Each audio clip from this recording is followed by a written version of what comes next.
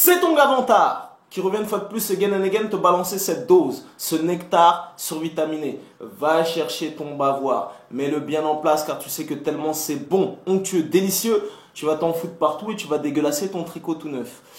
Le film du jour, ou devrais-je dire la banane du jour, s'intitule Avant d'aller dormir. Et je peux te dire que sans mauvais jeu de mots, j'aurais mieux fait d'aller dormir avant d'aller voir cette banane, ce navet. Écoute, c'était samedi soir dernier. Je tournais un petit peu en rond chez moi, je m'emmerdais, tout ça. Je me suis dit, bon, ça fait longtemps que je me suis pas fait un petit ciné. Et sous les conseils avisés d'un collègue dont je tairai le nom, il m'a dit, ouais, vas-y, c'est pas trop mal, nanani, tout ça et tout. Donc déjà, la bande-annonce ne m'avait pas spécialement emballé, je comptais pas spécialement aller le voir.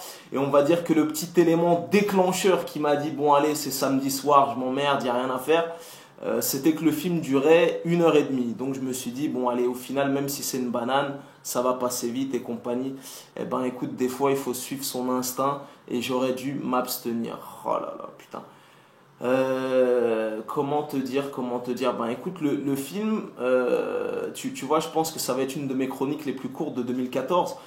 Le film en question a le panache, a le pédigré d'un téléfilm qui passe, tu sais, les téléfilms qui passent sur M6 vers 1h30, 14h, tu vois, le style de film cheap qui vont chercher en Allemagne, au Danemark ou je sais pas où, ou aux États-Unis, tu vois, le style de petits films de vidéoclub pour la ménagère de moins de 50 ans.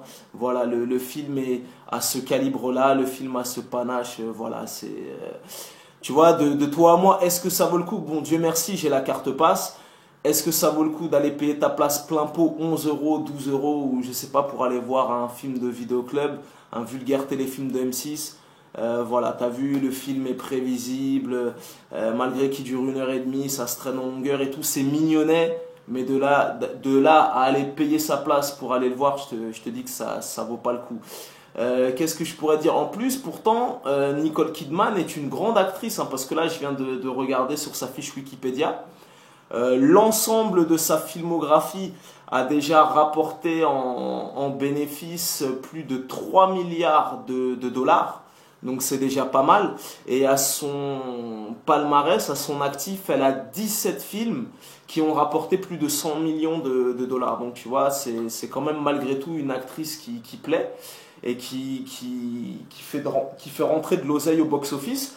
Mais même pour te dire, là, concernant ce film-là, avant d'aller dormir, je viens de regarder aussi sur Wikipédia.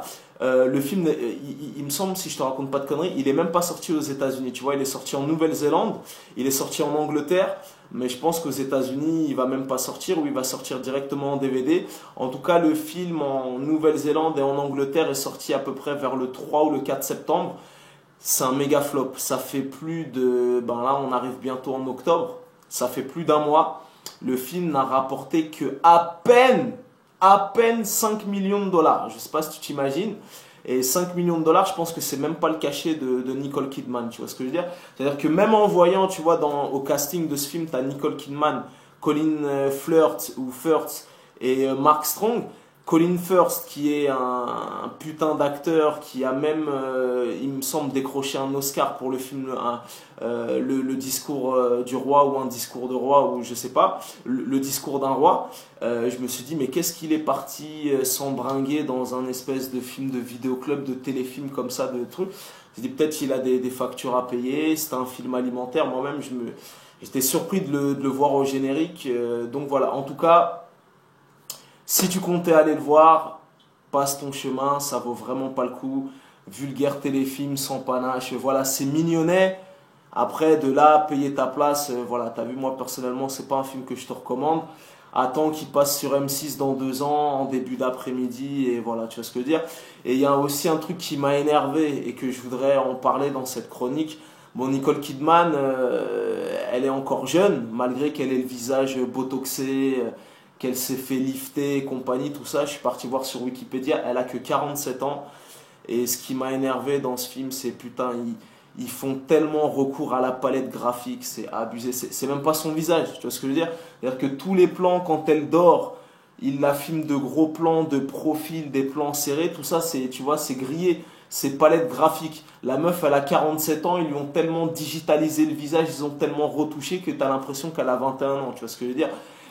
Ça n'existe pas. Tu vois ce que je veux dire? Et en plus, c'est marrant parce que tu as plein de passages du film où tu vois ses mains.